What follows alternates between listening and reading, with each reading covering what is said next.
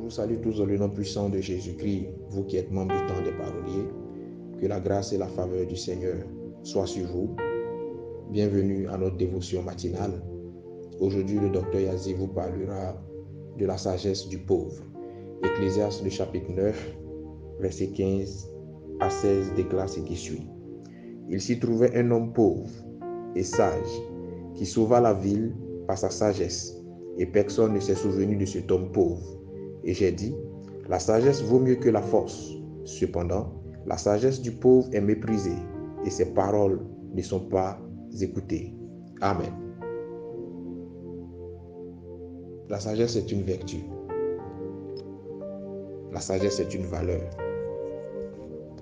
La sagesse est une qualité que peu de personnes possèdent. Cependant, une sagesse dépourvue de tout moyen spirituel, financier ou matériel n'est aucunement considérée. Ce principe ne date pas d'aujourd'hui. Ne va pas croire que c'est aujourd'hui que l'on ne considère pas les sages qui n'ont pas les moyens de leur politique. Ce principe existe depuis la nuit des temps.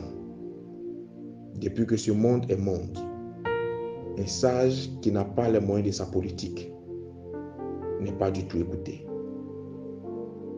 Sois donc sage, mais efforce-toi d'ajouter à ta sagesse la connaissance spirituelle et les avoirs financiers ou matériels qu'il faut. Sinon, tu seras juste une caisse à bonne idée que personne ne prendra en considération face à des idiots qui auront les moyens de leur politique, que tout le monde s'efforcera d'écouter et à qui on donnera raison à tout moment. Aspire à la sagesse, mais aspire surtout aux moyens financiers. Car dans ce bas monde, une sagesse sans finance, une sagesse sans matériel, une sagesse sans connaissance spirituelle est une sagesse que l'on considère comme idiotie. Ce matin, nous allons prier le Seigneur afin que Dieu ajoute à ta sagesse, comme il a fait pour Salomon, les finances, le matériel et la spiritualité. Prions le Seigneur. Éternel notre Dieu, je te dis merci pour ta parole. Elle est la vérité. Et je réalise aujourd'hui que j'ai prié pour avoir la sagesse. Mais je n'ai aucunement prié pour avoir les moyens qui accompagnent cette sagesse. Seigneur, je ne veux pas que ma sagesse soit méprisée. Je ne veux pas que ma sagesse ne soit pas écoutée. C'est la raison pour laquelle je prie ce matin que tu étendes ta main à ma faveur et que tu m'accordes le savoir spirituel qu'il faut. Que tu étendes ta main à ma faveur et que tu m'accordes les moyens financiers adéquats. Que tu étendes ta main à ma faveur et que tu m'équipes du matériel qu'il faut afin que ma sagesse, mes bonnes idées, ma clairvoyance soient considérées, mon Dieu. Seigneur, nous voulons établir ton règne sur cette terre. Nous voulons établir ton règne dans nos familles. Nous voulons établir ton règne dans notre milieu professionnel.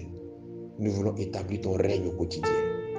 Tu nous as dotés d'une sagesse dont le monde se moque parce que nous n'avons pas les moyens de notre politique. Tu nous as dotés d'une sagesse que le monde méprise parce que nous sommes, faute des moyens, toujours habitués ou obligés à tendre la main. Seigneur, je prie pour quiconque, Seigneur des armées, m'écoute ce matin, que tu visites sa vie et que tu établisses les finances qui accompagnent sa sagesse, que tu établisses le matériel qui accompagne sa sagesse, que tu établisses le spirituel qui accompagne sa sagesse, de telle sorte que cette sagesse soit écoutée et considérée. Rétablis les normes afin que la gloire te soit rendue. Merci parce que tu le fais, que la gloire te soit rendue et que l'honneur te revienne. Je le crois, je le confesse et je l'accepte. Au nom de Jésus que j'ai prié. Amen. Shalom chez vous.